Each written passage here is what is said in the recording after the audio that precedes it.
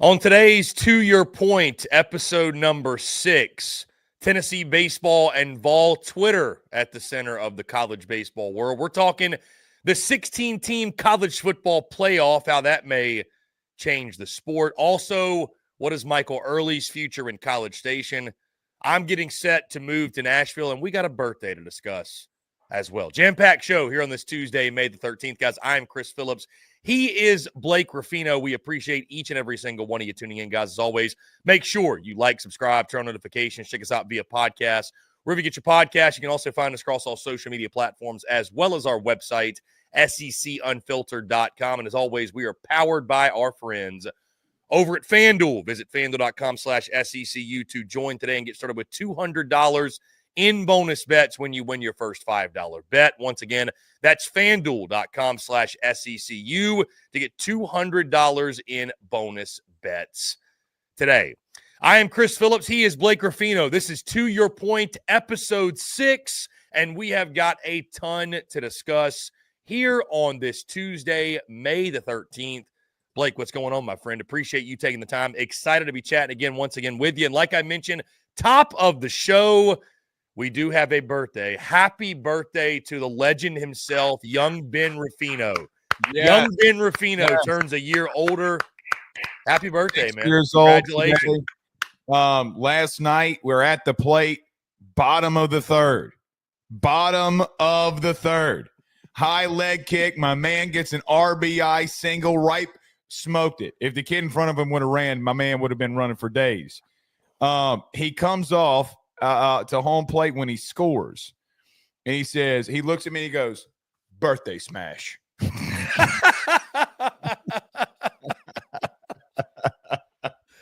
That's got to be a tradition now ongoing. Dude, every year you got to give me a birthday smash, man. Dude, listen, this is going to sound stupid, but also it's kind of true. I feel like I'm watching Austin Powers, but in real time, because he's like my mini-me. Because he'll I feel like that's some stuff I'd say. You know, like when we were out at tailgate, you and I, and I'm like, what's your Twitter at? You know, like that. Like, what's your Twitter at? Birthday smash. But yeah, 6 years ago today, see, here's the crazy thing, man. Complications with, you know, the birth in reference to, like, they had to go get him. Brother, I've never been so stressed in my entire life because, number one, you're having a kid, so that's stressful, and I've never had one, so that's stressful. And then the OBGYN walks in, is like, well, you know, we got to go get him. And I'm like, why? And she's like, well, he's stuck. And I'm like, what do you mean he's stuck? And so she goes and gets him. My man's like 7-8 pounds. You know, he's coming in there ready to roll, and I'm like, this is a newborn, this big thing right here, like this big baby. Brother came in here ready to break stuff. But listen, fatherhood is been the biggest motivation for me. Me and you talked about this off air. I mean, Chris, we're going to be announcing this today. We're bringing on 2 more clients for AYS, you know, but like parents, you know, being a parent, it's like, brother, I'm not fighting for myself anymore. It's not about me anymore. Like, people see us out here on the camera and they're like, oh, this dude's self-centered. And I'm like, no, big guy. You're like, this is, you know, when we're up at 2 a.m. in the morning doing a stream when I should be asleep, the only thing that goes through my mind is, number one, LSU just walked it off at 1:17 in the morning. But other than that, it's like, it's about them. So, man, happy birthday to our big man, Ben, man. It's an awesome experience. 6 years. Chris, I'm getting old, brother. We getting old, man. Well, what I was going to say is, get in on that note, you know, you think – so I was born in 1990, and it's – So was I. It's one of those things where I'm sure you feel the same way, Blake, when somebody says 20 years ago, you still think of like, oh, 2000. That was 2000. It's like that's kind of the way your brain is like wired. And now to think that like your son was born in 2019. You know what I mean? Like when you meet somebody like the recruits of today and they were born in 2007, you're like, oh my God. Chris, like, when we were graduating. Right. I mean, I graduated high school 09. I'm sure you were like around the same, if not the same. So to think Ben Ruffino, born 2019, that'll make you feel pretty old. Chris, 20 years ago, I was in high school. Yeah, same. Yeah. You know, like, I mean, it's just like, it's so wild. I mean, my wife made fun of me. That's why I wear a hat all the time now. I've got grays that my hair is starting to recede a little bit. And I'm like, oh boy, here we go. Ain't as good as I once was, but I am as good once as I ever was. Yeah. To hashtag Toby Keith. But I mean, it is crazy, you know, seeing today's dynamic. Like, man, we are getting, and I'm only 35. I'm about to turn 35 my damn self. You know, I'm like, bro. When's your, I don't know if I ever asked you this, Blake. When is your birthday? July 16th. Okay. So it's like right around the corner then. Yeah. Yeah. Yeah. I'm a Christmas baby. So you got me beat by about 6 months. But, okay. Yeah. I was, bro, believe it or not, your boy was 2 months premature. Mm-hmm. What if I would have been in there 9 months? I would have been 6'6" playing left back from the NFL. You know, like I mean, I was tired of it. I'm too antsy. You know, I got to get out of there. So, but yeah, dude, it is wild to me to think. It's one thing to have a child. It's another thing to sit there and think about, like, bro, 20 years ago, the shit I was worried about and the shit I'm worried about now. That people, you know why people change? People change because they mature. And the people that don't change is because they're not maturing. They're not growing as a person. So that, you know, maybe the Tennessee volunteer baseball team can learn a little bit about maturing a little bit, huh? Yeah, we'll get into that in a second. I was going to say my best friends all have kids, and one of my best friends, he's got one. He's my best friend. We played baseball together in high school and you know, have stayed really close to this day. It's funny. He told me, this was recently, he told me, he's like, you know, I used to think that I didn't have a lot of time, you know, being in my career and everything. He's like, dude, having a kid, he's like, he's never been happier. Obviously, it's a blessing. But he's like, having a child, he's like, dude, I had more time than I realized. You know, he's like, I really don't have time now. So, and then my other buddy, he's got 2 young ones. Kind of like you, but they're, I believe, 3 and 2, maybe. Yeah. So boy, he's really running around like crazy. So, but I told you this, Blake, and I'll say it again on air too. I commend you because in this space and what we do, man, you have to take you know, whether we classify them as risks or not, because I've always looked at, like, my journey as, like, I don't know if it was as much a risk as it was just doing what I felt was necessary to get where I felt like I wanted to and needed to go to be fulfilled and, you know, be really happy as a person. But either way, like, there's certain pivots and risks and things you have to do and directions you have to go and risks you have to take to get to this point. And I commend you because, you know, I've always done it solo. If those decisions would have backfired, it only would have affected me. You know, I could have skipped a meal. I could have done whatever, you know, not to take it too extreme, but it's a reality. Like, I could have gone without if needed for a period of time.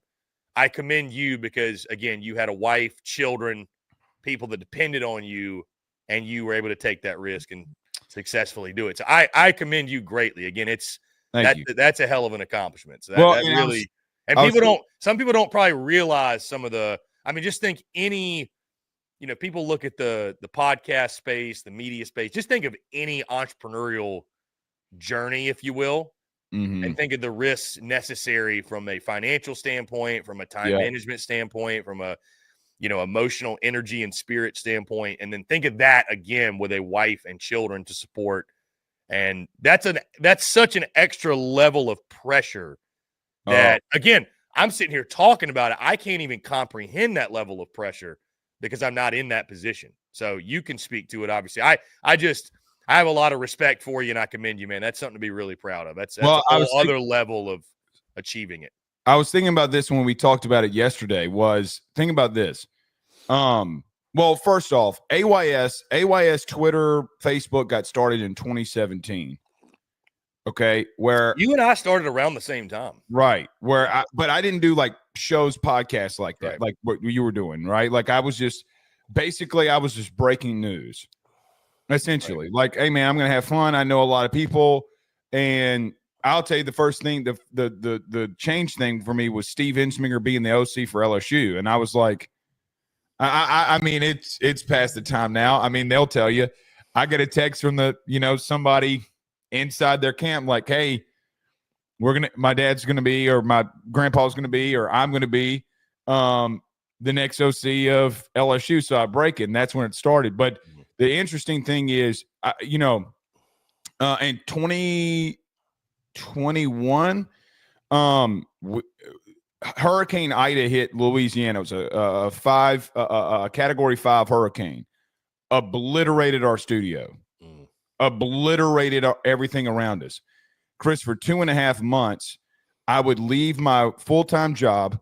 I would come home, sit here for 30 minutes, kiss my wife, kiss Ben, get everything ready to go. I would go to Drake Williams Law Firm because they were the only place that had internet like that I could go and do a show. For 2.5 months during the football season.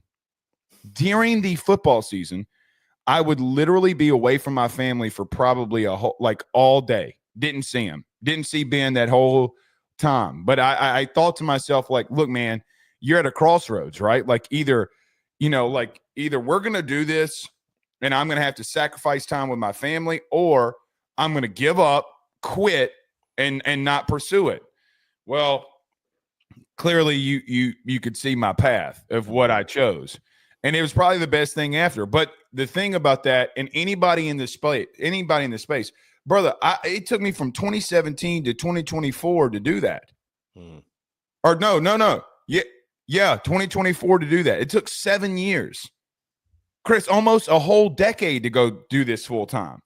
So don't tell me that you're aggravated at year 2, year 3, year 4, year 5 in reference to you not going full time. Brother, it took me 7 years. Now, I had a family, and it probably took longer, and I probably should have left a lot sooner, but it doesn't matter. Like, I had a whole nother kid in the midst of that, not like a dummy, but I mean, from a financial standpoint, I just didn't care because what are you going to do? I mean, if AYS fails, if Rufino and Joe show fails, which it's not going to, but even if it did, I go back to work. What? I mean, that's the thing for me that was like, look, man, I'm going to take a swing and miss. And you know me well enough, and I know you well enough. Brother, you ain't going to tell me what to do. Like, you're not, when it comes to this, brother, I'll go down swinging. Chris, I literally, and you know this better than most, I went business to business. You know the old saying of like, oh, man, no. Brother, last December, I went business to business in our local area, Baton Rouge. I went business to business. Do you know that, like, I got shut down like probably close to 500 times, and I'm just getting 3 yeses now? 500 times. What are you going to tell me? You going to tell me no? Brother, trust me. Going to the bars in college, I've been told no a lot more than 500 times, brother. I'm just going to go ahead and tell you that right now. But there's going to be 3 of them that's going to say yes. If you don't, to anybody that will listen to this, if you don't try, then there's no point of it. You'll never know. Embarrassed about what? Like, people, it's an embarrassment thing. I don't want to be embarrassed. What you going to embarrass me for? I will obliterate you if you tell me that I should be embarrassed about something. Embarrassed about what? That girl's cute. She became my wife. If I don't go up to Megan and say, hey, honey, what's happening? You know, what is it? By the way, best pickup line of all time. I told her she was the 20 letters of the alphabet. She said there's 26. That's like, well, I guess I forgot. URAQT. And she was like, that's only 25. I was like, I guess I'll have to give the D later. But that's neither here nor there. But it just comes down to the point. In all seriousness, work your ass off, Chris. Everybody's a potential client to me. Everybody. Like, I see them as, how am I going to get in there, and how can I make it? How can we be successful because of it? And you do the same thing, bro. That's how everybody's. Me and you are not doing anything that nobody else did. We're just changing the game in reference to how it benefits for us. And then you're going to move to Nashville and forget about your boy, and you're going to be up there with having Mai Tais with Greg Sankey and telling him the umpire and stuff. And so, but that is the truth. Podcasting is so new to an extent of like, well, man, how did you do it? You know how I did it? Like everybody else that got successful in something, you just got to work your ass off. Yeah, Blake, I saw a great quote. And by the way, you and I are cut from the same cloth, because especially early in my career when I was when I was covering one individual team, I was obviously much more local based and focused local. Now we've gone a little bit of a different direction from the standpoint of partnerships and trying to go more national. And just it's makes things a little bit easier when you go a little bit bigger scale. And I feel like hundreds of dollar problems become thousands of dollars, if not tens of thousands of dollar problems, which if you're going to have problems, you might as well. I mean, my next goal is to make them millions of dollars of problems, right? They're the same problems, but we're having a whole different conversation, and it's less of a headache, right? When you have those certain clients. Again, that's just going back to sales, and this can apply to really any type of business, if you will, where you're bringing on clients or working with partners or whatever. But I saw a quote yesterday. It was, good things don't come to those that wait. Good things come to those that act.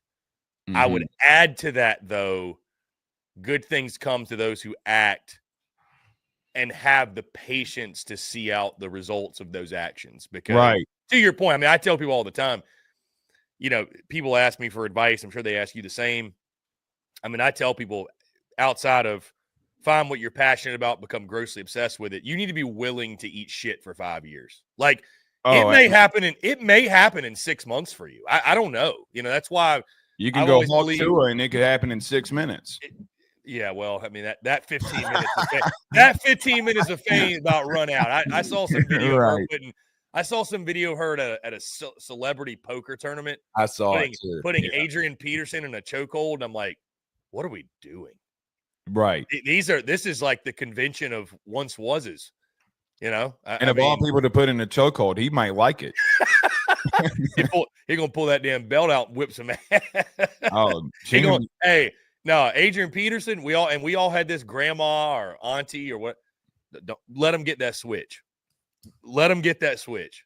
Hey man, there was nothing worse. Go find me a switch. No doubt. Woo! I had two cousins being bad when we were on the way to the baseball game. So my uncle pretty much raised me. Okay. I mean, look, my dad, whatever. I'm not trying to get into any of this shit, but my uncle raised me.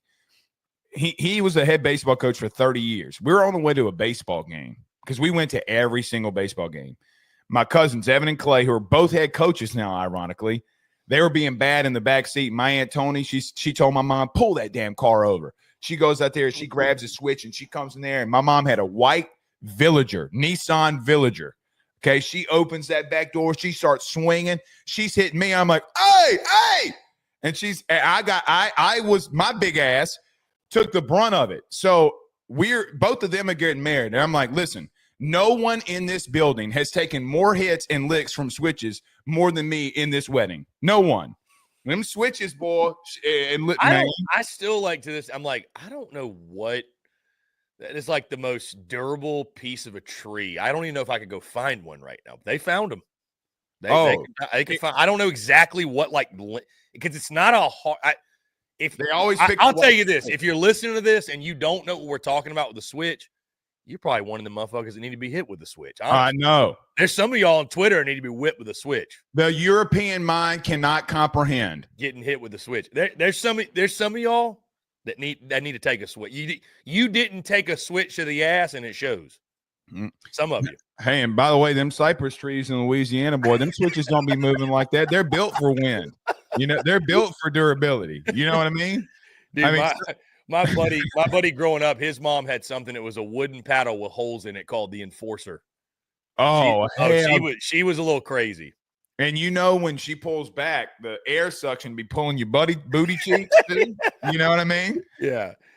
Ooh, we got a little off track. But anyways. Speaking of who needs to get a paddle to the ass. Speaking of who needs to get a paddle to the ass. Let's talk some SEC baseball, Blake. Obviously a really big weekend. Yours, by the way, this weekend was notable from the standpoint, which it's crazy it's taken me this long because we're about almost a year and a half in with SEC Unfiltered. Yes. And this was really, truly, Blake, my first real encounter with Vol Twitter. Like my first real, and I'm thinking back, I don't think I've really had a take that maybe would have sparked this. And I think one of the reasons is because, since essentially January of last year. Tennessee's just been winning and everything. And I mean, we last year we were a little critical of Nico, but that was sort of low-hanging fruit. And I think everybody for the most part in Knoxville agreed. So this was the first time where I've said something where Vol Twitter really got to show their teeth. And let me just tell you, that's like going to the dark side of the moon. If you've never been on the side of Twitter that is Vol Twitter, and by the way, Blake, I got nothing but love for the Vols. Some of my best buddies, I'm moving to Nashville. My best buddies up there, they're big Tennessee fans. Like, got nothing but love for them. Passionate fan base. I love it. Bring it on. Beauty's in the banter. And they're great for numbers too, because just go look at the numbers over the weekend. Right. But all this was sparked obviously by, and I'll say this too, Blake. I know this isn't the topic of conversation, but I've caught some. I say some because the post has got over 500,000 views, and the number of responses is very, very small compared to that number, right? But I've got some, I essentially said Andrew Fisher hits a homer. He's talking shit to the entire infield. Whatever. It's a rivalry. I get it. But this was a baseball take. It wasn't like a Tennessee take. Mm-hmm. But I essentially said, Blake, the game would I didn't say this word for word, but what I was insinuating was the game would police itself if pitchers were not afraid to the next time he came up, buzz one by his head and ear hole him. And I think too, like, listen, for the people that really need this explained, when you say ear hole a guy, you're not really saying, you're not saying pull a gun out and shoot him in the head. You're not saying like call CTE.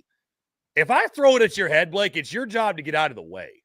If I buzz you up and in, brother, get out of the way. Right. But anyways, when you say ear hole a guy, take ownership of the plate. If Andrew Fisher knew, hey, if I show up the other team, me or my teammate is going to get one at us, you'd probably be hesitant to do that as much. You would. You'd still talk shit. You'd still be fired up, but you may not talk shit to everybody in the infield. Whatever. It is what it is. Mm-hmm. So some Vol Twitter goes, and a lot of people agreed with me, by the way. But if you're upset about that, Blake, I'm not going to spend a ton of time on it. You started watching baseball yesterday because you don't even know what I'm talking about. Well, you don't know what the unwritten rules are. You don't even understand where I'm coming from. And then this obviously led into Tennessee took center stage of the college baseball world.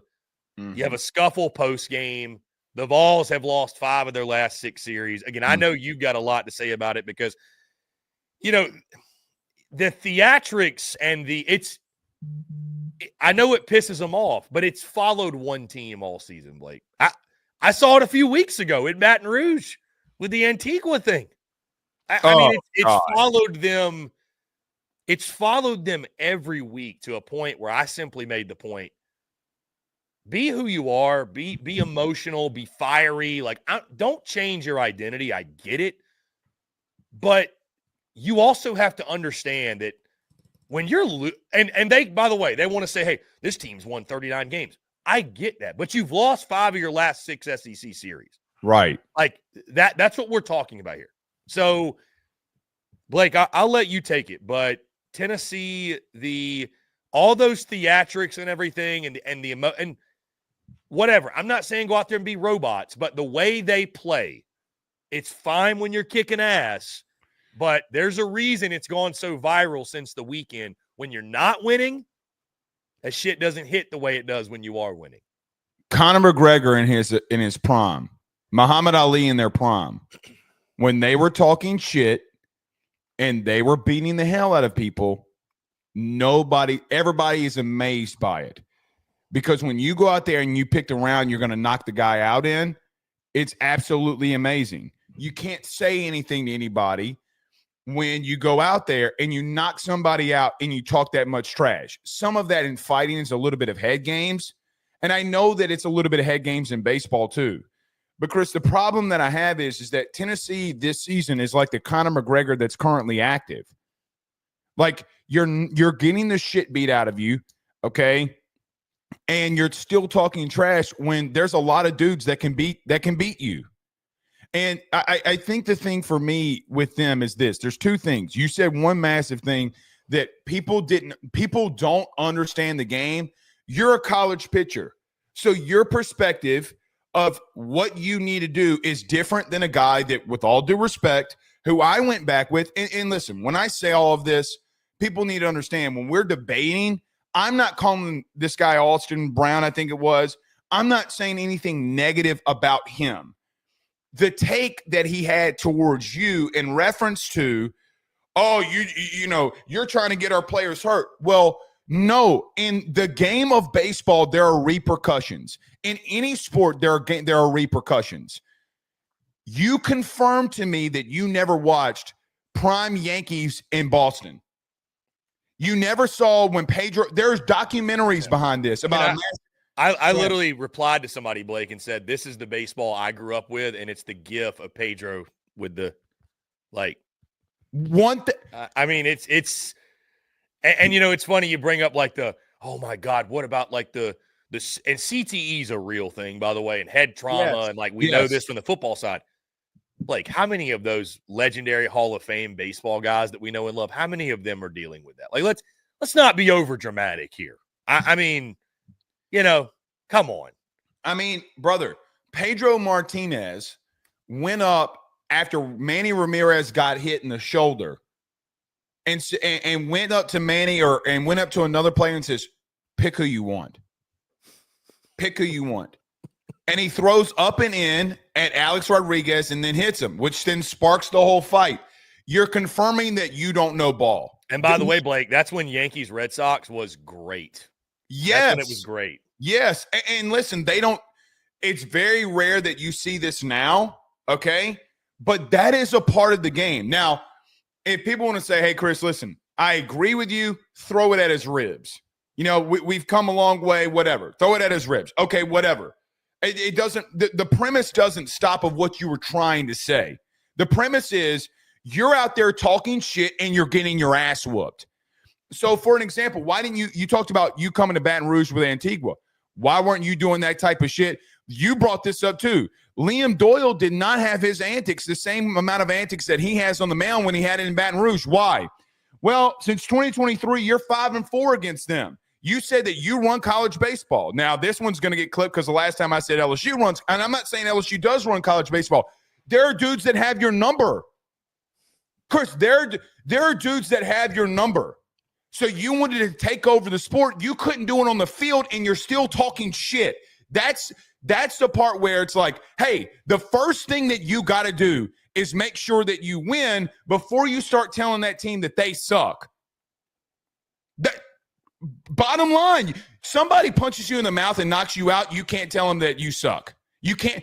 The bully in the school, when you stand up to him and you punch him in the mouth, guess what he stops doing? Guess what he stops doing? He's going to stop running that mouth. They got to get back to winning games first. Chris, remember in 2022 when I think it's during the regional and they hit a walk-off or to something to that extent, and the guy's flipping dudes off? You remember that? I forget who it was. It was Mike Honcho, Jordan Beck. Okay. And Stud, too. And if I'm not mistaken, I think Beck's like with the White Sox or like he's in AAA. Like he's really crushing. good. He's crushing in the minors, yeah. Right. Really good player. The next series, you got beat by Notre Dame. Baseball will humble you more than any other sport. It will humble you. Chris, there comes a part where they're bringing eyeballs to the sport. No one is telling them to stop I don't want to say theatrics, or stop having fun and doing some of the things. Chris, there's 20, 25 other videos we can post of a guy pimping a home run, okay, in the SEC, but he's not showing up the other team. He's looking at his dugout. This isn't just one team that's doing that. I mean, hell, Vandy hits a home run in the series that you just lost, and they hit a massive home run that put their lead up to 2. And literally, he's doing that to his dugout. He's not big leaguing you, and that's the thing. You're trying to big league dudes. Andrew Fisher, why don't you do that to somebody else? Why didn't you do that a couple of weekends ago? Oh, well, by the way, you struck out 4 times. That's the point. That's the part where I'm like, it's great. It's cool. It's all fun and games. Chris, to the baseball part of it, you're not good enough to talk that level of shit. That is it. You're not good enough to talk that level of shit. And then every single week, you're getting into shit with people. Every week. And you're losing. So there have been teams that have walked in there and said, hey, man, talk that shit. Watch this. Talk that shit, but watch this. Chris, they're not going to host. I mean, they're going to have to do some spectacular things down the stretch to host. I mean, they could go into a regional, super regional, and make it to Omaha. They have that level of talent. Don't stop being who you are. But there's got to be, you got to understand the game. And you brought this up, Tony in his post games. I went back and listened to it last night when we were talking about coming in here. You want to talk about a dude that legitimately during post games is his persona is stressing them out.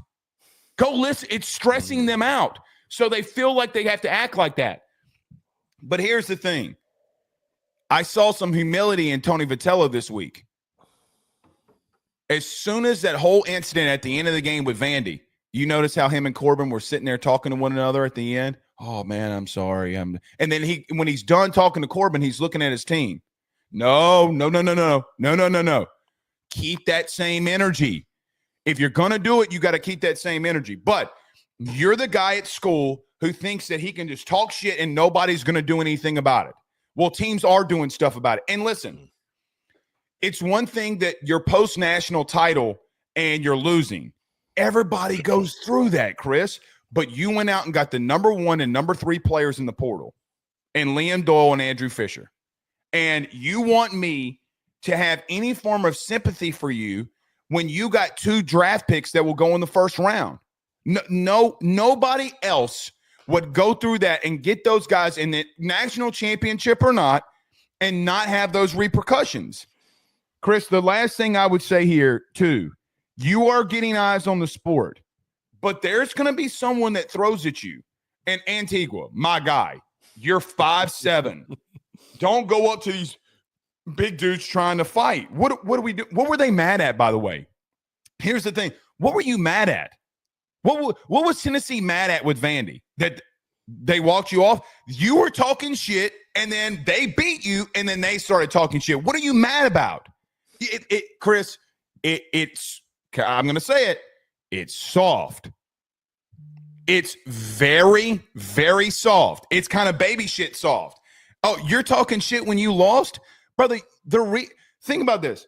I've just remembered this. Everything that we're talking about all these antics, Liam Doyle pushed a guy last weekend and walked off.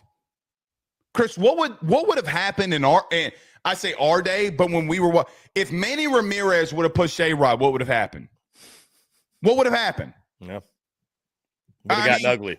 It would have gotten very or ugly. If that was Pedro pushing A-Rod at the plate. Yeah. What would have gotten ugly? You brought up the biggest thing in the beginning. The game used to police itself. And we have let NIL, portal, and players and all that. Everybody loves the bat flips. Bat flips to me isn't that big of a deal. When you're running around the bases and you're talking shit, and then the weekend before when you lost another series to Auburn and you're pushing a guy at the plate, brother, you lost. You lost. You lost. The reason the guy's on third and you have to get there is because you're getting hit. That's the old part to me is like, brother, Liam Doyle, if he would have stood his ground, I would have respected it more than him walking off. He walked off. You're going to push a guy and walk off? Come on, man. Come on, man. I mean, Chris, and I'll tell you this. Come on, dude. I mean, like, what are we really discussing here? What are we really discussing? You're trying to be the big guy, big dog at the table, and you're losing. You got to get back to winning games before you talk that level of shit. And there wasn't even, Blake, I'll say from my perspective, like the original tweet that sparked a lot of this, which I told you this jokingly, but it's true. It's like if you want to know the effect of Vol Twitter, this was it's interesting, Blake. Sometimes, like in our position, you throw something out on social media and you're like, that it's going to cause a stir or create a lot of engagement or whatever. And then there's sometimes you sort of unknowingly it happens where you're like, man, I didn't expect that. I really didn't expect that much of a, believe it or not, I did not expect that much of an outrage or what have you, or just for it to go to the level that it did, like 500,000 views, whatever. I didn't even repost it from our SEC Unfiltered account. But it was honestly like, dude, I love what Tennessee baseball's done for college baseball, what Tony Vitello's done for it. I do appreciate and love the fact they brought more attention to the sport. They brought eyeballs. Dude, I don't care if a guy bat flips. I don't care if pitchers, they get excited on the mound or whatever.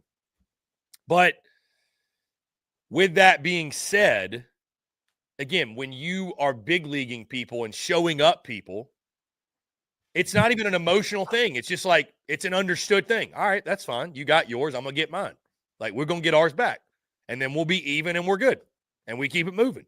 And I was a former pitcher. So it's like, as a pitcher, your job outside of hitting his timing, disrupt said timing, your job is to strike the fear of God in those hitters. Like that, I own the plate. You are going to be, I am going to make it, listen, again, people took it as like, oh my God, you're promoting assault and like kill a guy. No, I'm promoting making a hitter uncomfortable. That's what I want. Andrew Fisher to be uncomfortable. I want that at bat to be uncomfortable. Some of the best pitchers, Blake, are the guys like the only thing that would make Paul Skeens better, God forbid, which he may already have this, and I'm sure he could play mind games in this way. Like, stepping in the box against a guy like Paul Skeens would be terrifying. If I step in the box and feel like, hey, he has the shit he does, and he might let one loose and may not know where it's going, brother, just walk me, or I just want to get out of the box as fast as possible. Like some of those, that's why you call it effectively wild. That's why you call it that. Hashtag John Rocker. Make it an uncomfortable at bat. That's all I'm saying. Especially if you're going to show me up and big league me, I'm going to make sure the rest of your at bats are very uncomfortable. It'll be your job to get out of the way. And again, that's just a baseball thing. Like it surprises me. It surprised me how quickly we forget things too, especially in baseball. We don't really forget them in football like this, but we have a short memory when it comes to baseball. Do we not? Chris, they were quoting you talking about you promoting battery, which technically physically doing that would be battery, but they're talking about assault and battery that you're promoting. You mean like Liam Doyle pushing a guy? That is battery. How quickly we forget, Blake, from the standpoint of like, dude, I went to the Ranger Stadium for the opening weekend of college baseball, that tournament or whatever down in Arlington. I mean, dude, one of the things they have in their stadium that's like glorified is Nolan Ryan beating a dude's ass. What was this guy, Robin Ventura? Yeah, Ventura beating his ass because he charged the man. That's like glorified. It's like one of the Rangers' proudest moments in their franchise's history. It put him in a headlock. Just whooping his ass. Just whipping his ass. What is that then? Ken Griffey. And I love too the people responding to me like, well, if you're gonna throw at him, let him charge him. I'm like, let him charge him. Yes. Dude, my grandfather, there's an old book that he wrote that when he was coaching in his third state championship game, that there was a team that had antics kind of like Tennessee. He put in his notepad to say, I want my catchers throwing the ball back to the pitcher as quickly as possible because if a guy charges the mound, I want my pitcher to throw a fastball right at his nose. That's in the late mid-60s, early 70s, Chris. I mean, Blake, we could just talk about the game of baseball. Like if what I said about the notion of hitters would be less, they'd be less encouraged to do this if they thought they might get earholed the next at bat. Like, it's kind of like every sport. And because, again, you played it, I played, we both played it at the college level. Fans, some of them would be horrified if they knew the actual convos going on behind closed doors. Oh. From the standpoint of, like, number one, these convos happen. What I said, that's why this post got over 500,000 views and there's only, like, 10 responses. Because everybody else is like, that, especially the people that know baseball are like, Yeah, he's not wrong. But, dude, I remember in college, like, they would tell our shortstops, hey, if a guy slides late, you know what you do as the shortstop? You take that motherfucking ball and you drive it through his face.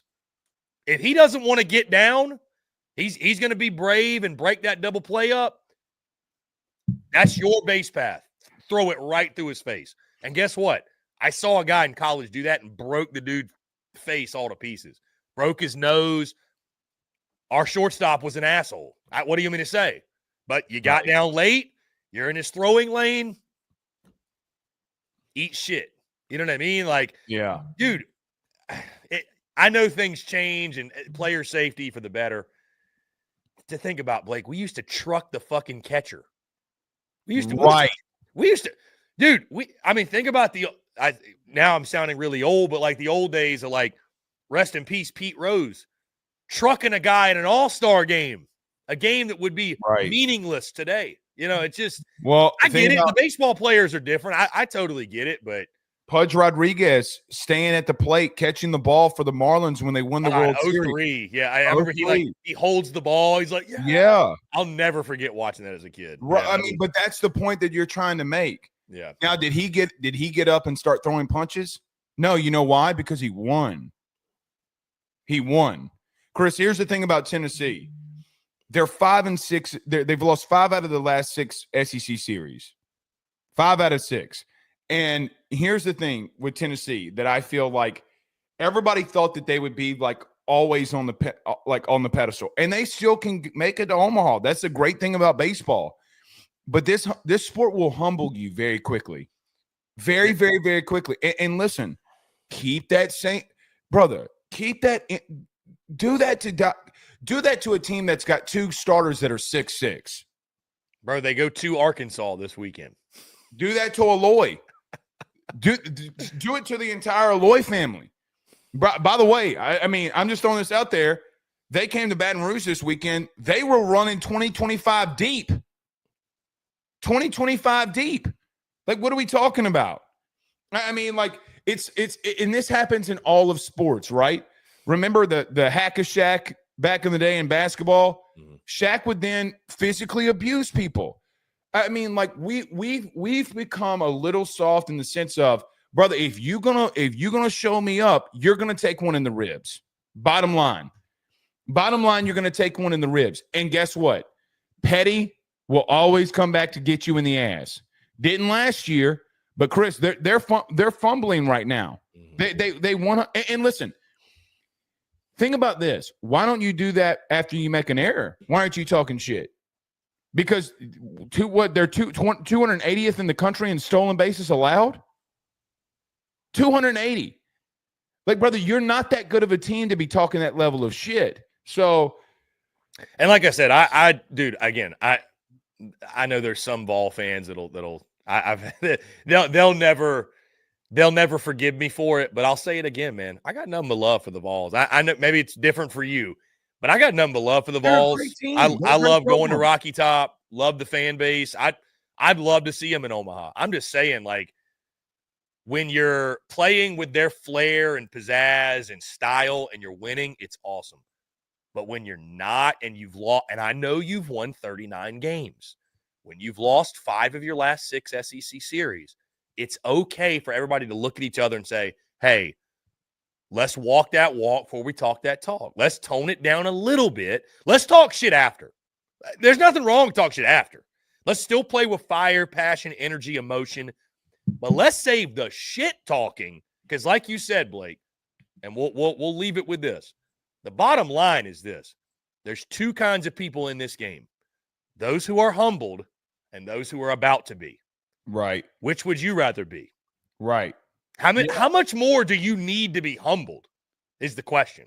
I mean, how much more? And I mean, listen, I think they can only – I get it. You can only reel it in to a degree, because I think their whole thing, Blake, is they're not like, for an example, LSU. We've been here. Act like you've been there before. They haven't been there before. So there's no like, this is us. This is who we are. Like, we're not going to dogpile after winning a regional. We may not even dogpile after winning a super, because that's what we do. Mhm. Tennessee's not that.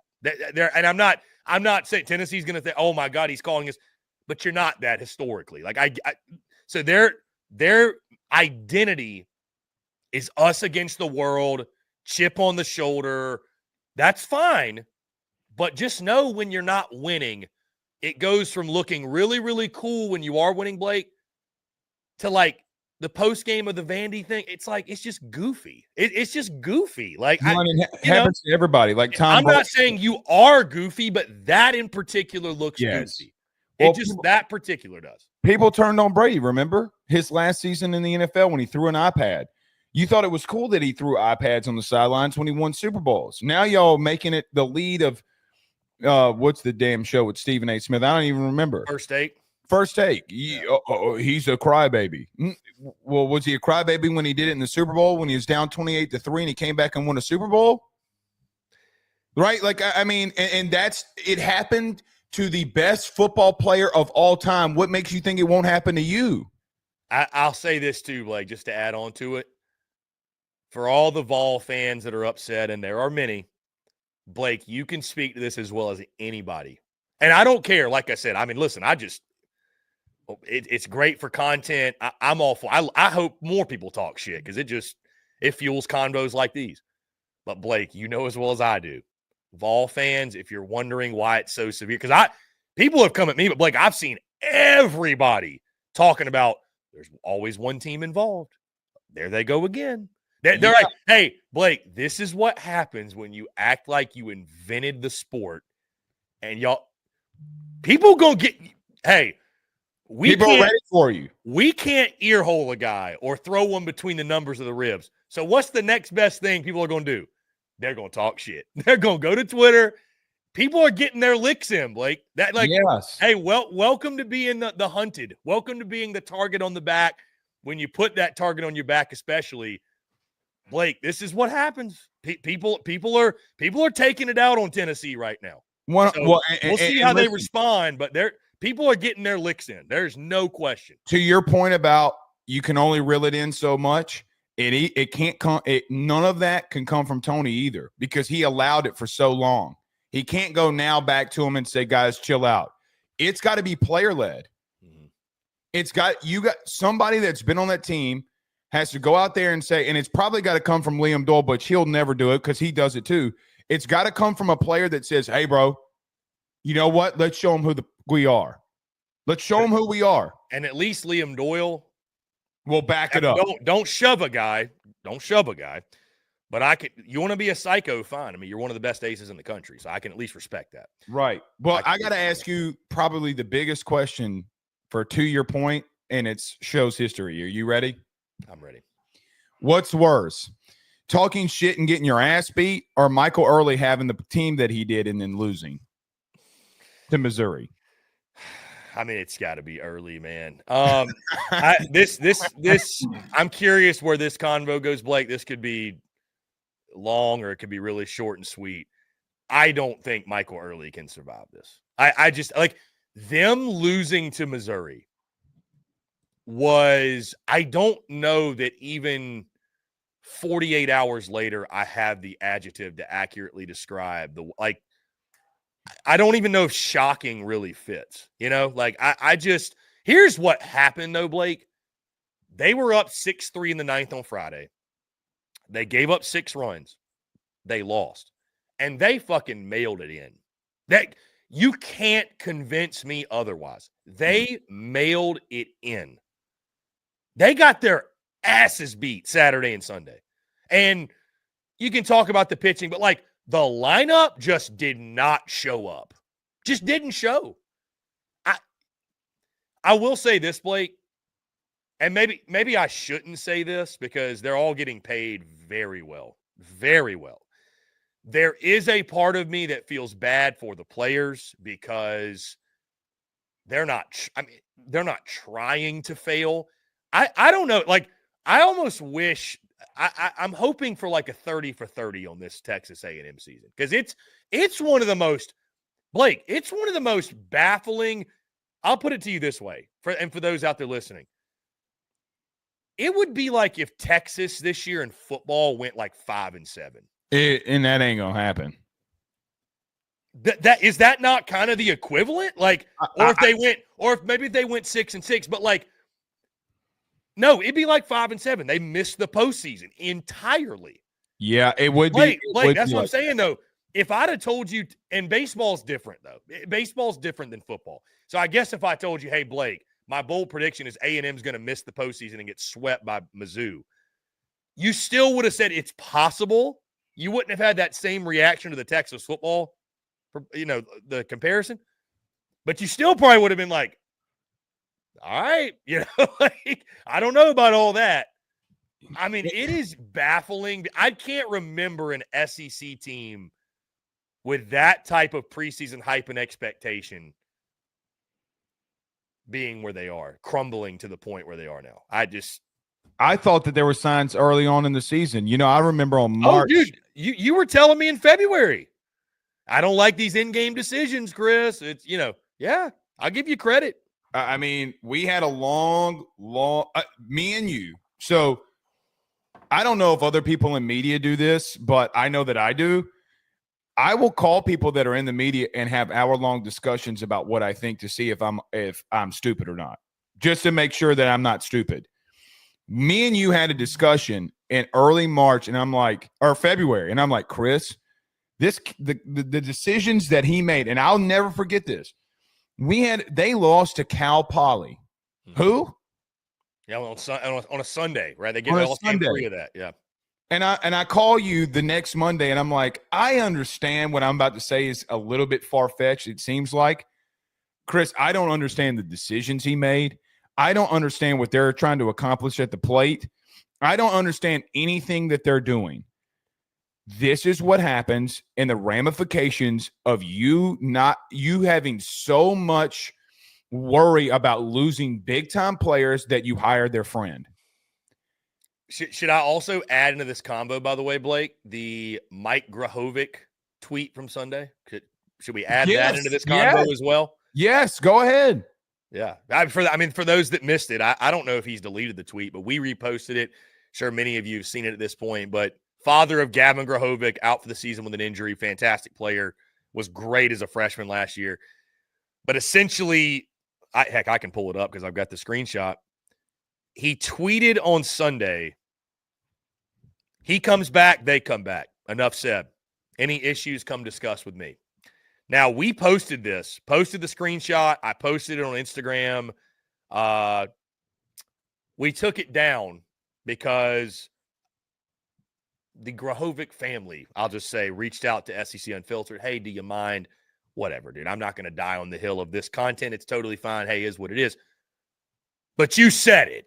And to insinuate that it's not about Michael Early, that it's not about A&M, brother, it is. I was born at night, but it wasn't last night. Right. Like, I'm not a fucking idiot. Don't insult my intelligence here. Again, he says, he comes back, they come back. Enough said. Any issues, come discuss with me. So now you've got that dynamic going too. Here's the thing. If Michael Early doesn't, number one, they ain't going to keep or fire Michael Early based off what Mike Grahovic's got to say. Number two, I guarantee you this, for all the shortcomings A&M has, and they make mistakes at every turn, and they always fall short, whatever you want to say about A&M, they ain't going to let a player or player's dad, for that matter, hold them hostage in the next coaching search again. I would guarantee you that. So that adds another layer to this whole, I mean, dude, hey, you want to say that after they beat Arkansas 2-3? By all means. Saying that on the Sunday they get swept by Mizzou, my guy, wrong time, wrong place, brother. Wrong time, wrong place. Well, and think about, you know what the A&M's response was? A&M fans, you can kick rocks too. Go on with his ass. I saw people saying, like, Grahovic's a Tiger. Grahovic's a Longhorn. If I was A&M, I'd say, I don't give a damn what he is. Take him. Take him. Right. Well, and you cannot be scared. And this is the Aggie thing. When people poke the bear or poke the Aggie, this is what they say. You made a decision based off of an emotion because you were so emotionally charged because Schloss left you. You stayed in your emotions without making the right business move. Schloss left those players and won the SEC. Chris, if they win this weekend, they win the SEC. Think about what we're saying when we say that. He had over 2/3 of his roster in Texas about to hit the portal.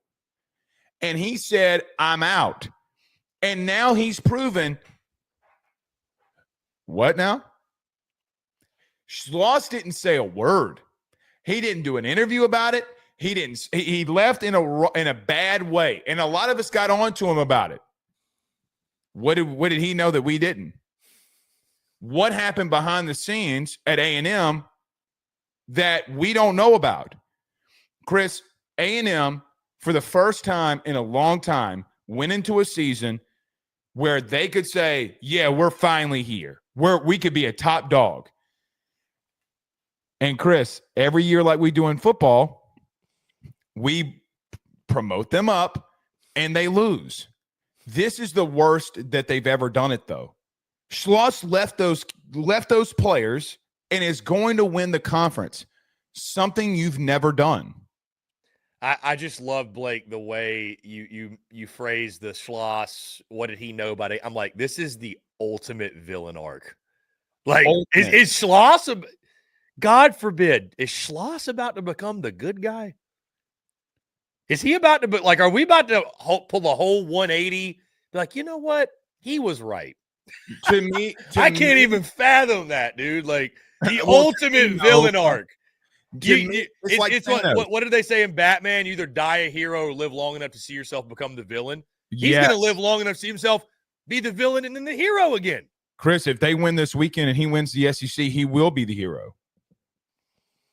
Will he not? What are you going to say about him? What are you going to say about him?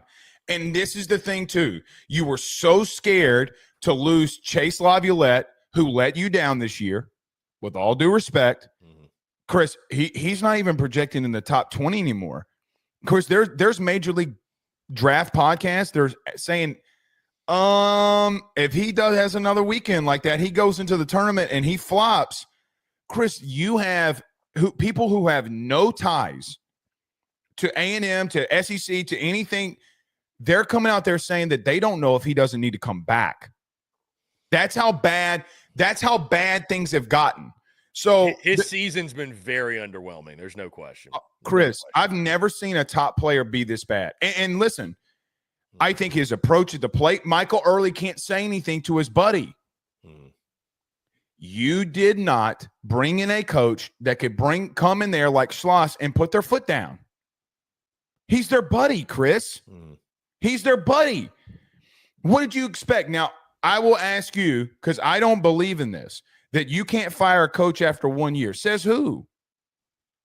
I don't know. I don't know how you can bring him back at this point. I mean, I don't know what you're waiting to see. I mean, I don't think you're going to have a more talented roster than you had this year. I really don't. Listen, if baseball recruiting were like football recruiting, the Twitter antics would be insane. It would be, Chris, people would break their remotes, throwing it at, I mean, listen, I'm not saying to fire the man, okay, because you made a decision, and I do feel this way. You already made one emotional decision. You're about to make another one. You're literally about to make another one now, because you can't tell a man who's a first-time head coach who's never had that experience, hey man, you fumbled the bag. Well, yeah, he did, but what did you expect was going to happen to a first-time head coach in the SEC? Chris, he's made decisions that me and you, who do not coach the game, will call each other and say, what in the hell is he doing? What in the hell is he doing? And I'll tell you this is not Louisiana LSU related. We talk to coaches around just because it's our job to. And you know, when you give them love, they want to talk. All coaches want to do is vent because they feel like that they're in a corner. They're Chris, you know this better than most because you talk to one of the premier ones in the conference. They're calling you really to vent, right? That's what they're really doing. I literally had a buddy of mine who's been in college baseball a long time, and now he's an assistant in the SEC. He called me and go, bro, I'm watching this A&M series. What are they doing? What is Michael Early doing? He goes, you're bringing in a righty to one of the best left-handed West Coast hitters in the country. Oh, you lost to Cal Poly because of it? What? And now we haven't really brought into Missouri. Here's the thing that I hate about the Missouri series, where no one's really talking about Mizzou. Give Carrick Jackson his flowers, no doubt. And that coming after their AD ran out there and said, yeah, we've given no money to baseball, zero money to baseball. Think about that for a minute. They'd be crazy to move on from Carrick. And I will say, speaking of that premier coach that I talked to regularly, I spoke to him yesterday, and he was just bringing up the point. Think of how wild it is, Blake.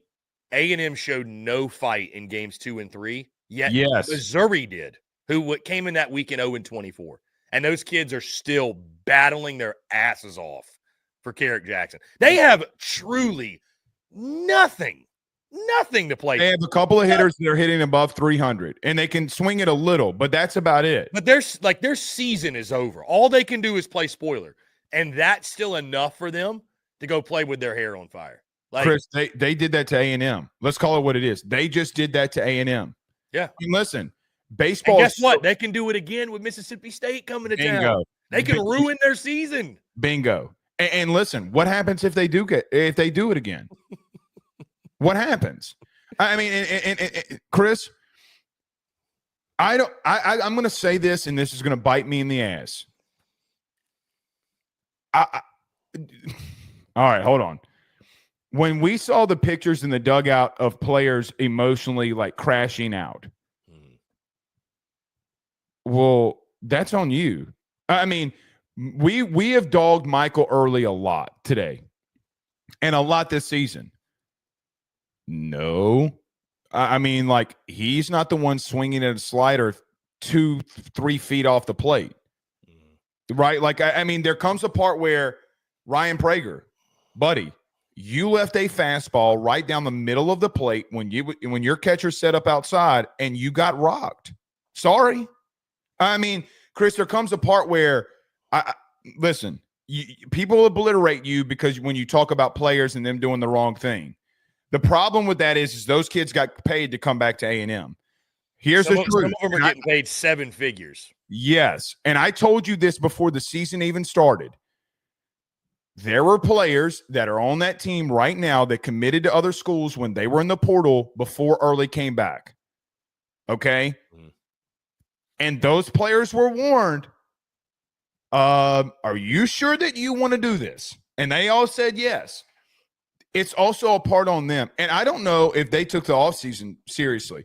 There's no – Well, and to your point again, Blake, just really quickly I'll inject in this is that speaking again to that premier coach you talk about, he used one word for me yesterday. It's soft. I mean, they're soft. That team is soft mentally. I don't doubt that there was a lot of reading your own press clippings. You know, Schloss is evil. You guys are holier than thou. It wasn't your fault. Like a lot of patting on the back, a lot of attaboying. You know, instead of I think the mentality of like we got to go get it out the mud. We ain't done shit. I mean, Chris, think about this. Tennessee, we just got done talking about Tennessee. They lost 5 of the last 6 series. We're one of the best head baseball coaches in the country. If not, to some people, the best head baseball coach in the country. And you thought that you wouldn't have a World Series hangover? So you brought in Michael Early? That when people talk about Aggies and A&M, this is what they bring up. Why are you quiet? And let me just say this to everybody in their media corps. This is not a shot. I'm not taking a shot. Why are you being quiet? Why are you being quiet? No, and I'm dead serious. Before the season started, you were talking ungodly amount of shit and saying that Michael Early is going to reinvent this program. Reinvent what? Losing to Missouri, who was winless? I mean, Chris, they were winless. We were on a path for a team in the SEC to not win a game, much less a series. Much less a sweep. And, Chris, they dominated you. I mean, Blake, it would have been a talking point had they won the series but lost one. I mean, they lost all 3 of them. And it was belt. And they got belt to ass games 2 and 3. Yeah, they got spanked. They gave up. This is the thing about where I go back and say, you had a friend as a head coach and it failed. You need I'm not saying Michael Early's not a man in what I'm saying this. You need a dude. You got to listen. A&M, and to all the media that hate me in Aggieland, A&M, for what it's worth, is arguably one of the best situations that you could have had. You know who they should have brought besides Michael Early? It should have been Nolan Cain. It should have been. Nolan Cain will not play that shit. You want to talk about your recruiting class? You want to talk about how Schloss built that? Why did he give you Michael Early so free instead of Nolan Cain and Max Weiner? He didn't fight. He didn't, with all due respect, he didn't fight for Michael Early. If they would have gotten into a bidding war, do you think Texas doesn't win? They already took your head coach. What? Nolan Cain built your team. He has more of a say for anything in that. Chris, if that job does open up more than Mississippi State,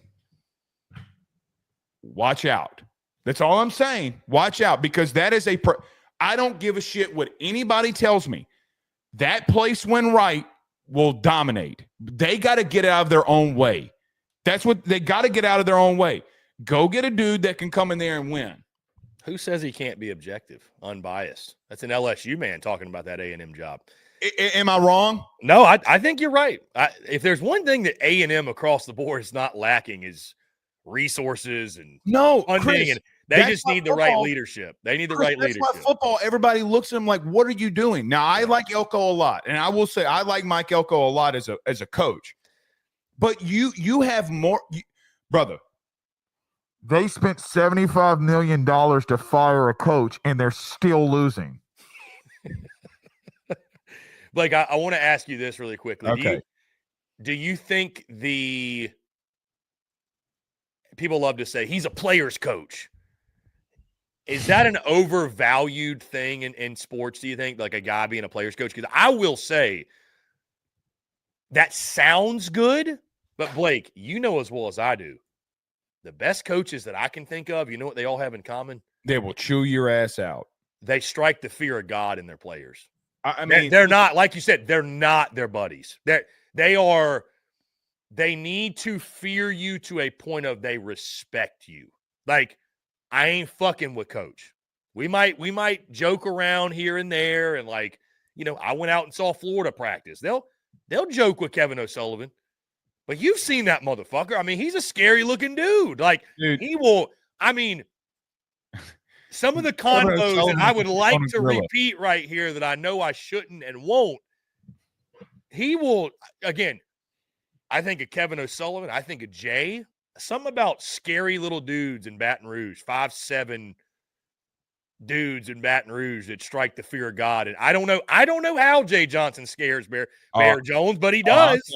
I'll tell you. You want me to tell you? I probably can't say it either, but I'll tell you. But he does, though. Schlossnagle, for everything, he's an asshole. He's this off the field. He does this with his free time. I don't know, whatever. Strikes the fear of God in his players, though. He gets the best out of them. And you know that people that with red hair already have that innate, like, I better not mess with him. You know what I mean? Like, it's just to your point of like I'm not saying it's impossible to win as the player's coach, but it's kind of like my parents aren't my friends. And that's why you see like a lot of kids where their parents are their best friends. They're kind of fucked up a little bit. Not every case, but Blake Ruffino is not – Blake Ruffino, I don't want to speak for you, but probably has not been Ruffino's friend. It's a fine dynamic. It's a very fine dynamic in the sense of I do consider Ben, because me and him hang out so much, like a best friend type. But that doesn't mean that I love. You'll be the first one to whip him in line, like get him into shape, whatever you got to do. Chris, he was being bad yesterday. I mean, I'll tell you what happened. He got a water slide for his birthday. He wanted a water slide. Kid loves to have people over. He is speaking of what Bayou looks like, that kid's going to have more crawfish bowls when in his 20s and 30s more than anybody. But he did something, and I'm not going to repeat what he did, but he did something, and I walked outside from my show, and I'm like, hey, dog. And he's like, don't. And I'm like, okay. But it comes a part where you cannot be their friend. Michael Early was in a position last year where he could be their friend and talk to them and have conversations and be the venting guy when Schloss came down on him.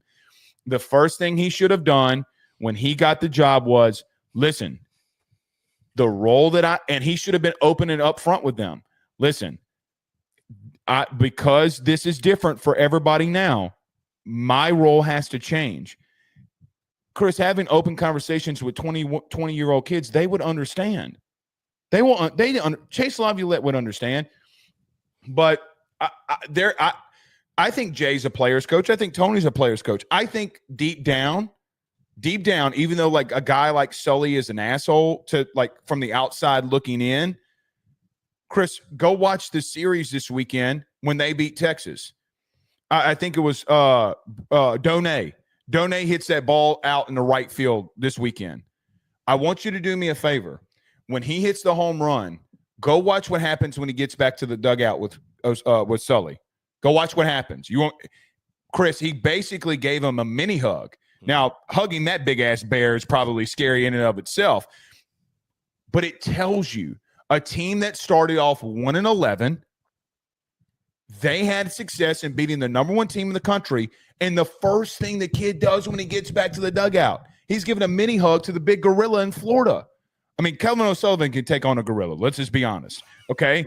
But it just comes down to a fact of that you saw the humanity in that man at that moment because they were overcoming something Chris, holy shit, hold on. Florida is the byproduct of what starting off a bad season and hiring a real head coach and a guy that's been there before, what it looks like. Holy shit. Okay. Now that we're talking, tell me I'm wrong. Jay Johnson a year ago, Tony Vitello, here's the truth. Tony Vitello they're going to do it. They're going to turn it around. Let's stop. Okay. That is what it looks like. That's holy shit. Kevin O'Sullivan might be the coach of the year because of what he did. I mean, let's just be honest. Chris, they might host. Now you're making me a Florida guy. But that is just crazy. Okay. When you got that guy that can steady the ship in rough waters, that's what I will say. That's what makes the A&M thing so baffling because they did do that for a little while. They did respond. They did beat Tennessee. They did beat LSU. Arkansas. I hate to say they did beat LSU. And then this just comes out of nowhere. I mean, Chris, how about this? Did they get fat and happy? I mean, they had 8 quad 1 wins. Did they think Mizzou just wasn't going to show up? I mean, well, here's Blake, here's the thing. As demoralizing as Friday night was, brother, take the next 2 games and win the series. At least then you're like, your hopes are still alive. Yeah. Well, how do you feel like you're not playing for anything? Well, that's the only way you play that way. Chris, here's the only thing that we can say. They're not technically out yet, as crazy as it sounds. They can go into Foley Field and do the unthinkable. What do you think? They got to sweep Georgia? Would they need to hold sweep? On. No, because they would have, at that point, they would have 10 quad 1 wins. No, they don't have to. But they do have to go beat a Georgia team that's one of the best teams in the country. I mean, they're on their home field. On their home field. They're not to the level of LSU at Alex Box, but Georgia's like a notch below at their home field, I'm saying. They from a swinging it standpoint, for sure. Love playing at Foley. They love it.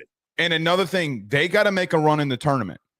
Oh, So for sure. as embarrassing as this weekend was, Chris, we're going to find out how they're going to respond. I mean, like, you're going to find out this weekend how they're going to respond. How about this? Chase Laviolette, if you ever listen to this, you are the byproduct of what Michael Early's career is going to be. How much do you love that man? How much do you love them? Brother, with all due respect to Chase Laviolette, you've lost it. He's lost it. He has no discipline at the plate. It's time. It's time. It's like Mufasa when he comes out of the sky and he tells Simba, "It is time." Like, it is time, dude. Like, this is it. When he says, "You have forgotten who you are." I'm having I'm either having deja vu or epiphanies all over the place, but this is crazy. What a powerful line. It sent chills down my spine. Yeah. Your father comes out of you've forgotten who you are. You're my son. Hey, what would you do? I'm going to do that. The one true king. I'm gonna do that shit to Ben when I die. I'm gonna come back to life and be like, "You've forgotten who you are." You know what my daughter would say? My daughter's she's a stone cold killer. You know what she'd say? No, I ain't.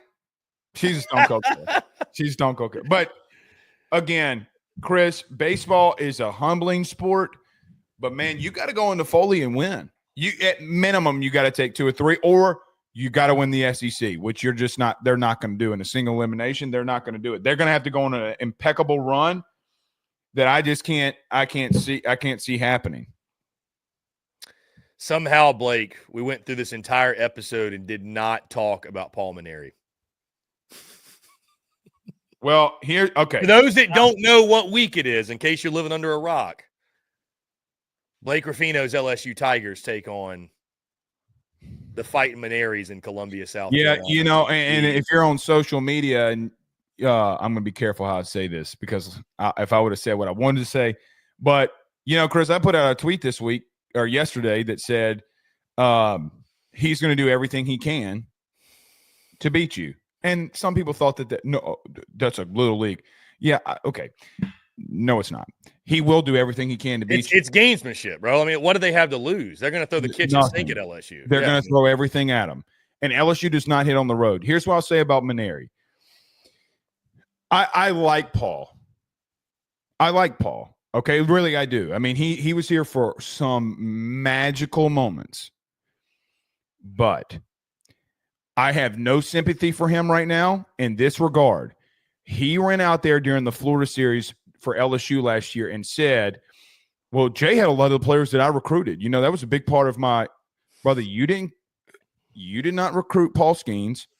Tommy Tanks hit a walk-off home run against Wake Forest that you didn't recruit. And Chris, everybody talks about development in this sport. He developed those hitters. Those guys struggled. Those guys were not LSU caliber guys before Jay got here. I gotta be honest. Paul was very petty on the way out. He retired and I say in glory. It wasn't really in glory. He got pushed out. Paul Mainieri got pushed out in Baton Rouge. He knows it. I know it. He tried to get the Miami job last year or 2 years ago. Then he gets a South Carolina job because of Ray Tanner. We all remember how that happened. He wanted to stay coaching. He didn't want out in Baton Rouge. And to be honest with you, I think that Jay was like pushing him off to the side, because it's like, man, if you're going to be petty, like the guy that my mentor is, Jay's mentor for the last 4 years has been Skip. He doesn't talk to Paul about baseball. Now, he'll listen to what he's got to say. But, Chris, here's the thing. The way that it ended for Paul in Baton Rouge, I want this series. I will take losing 2-3 to A&M and take the ass beating that comes with that on social media to go into Columbia and whip that ever-living ass. It has nothing to do with South Carolina. I respect everything about that baseball program.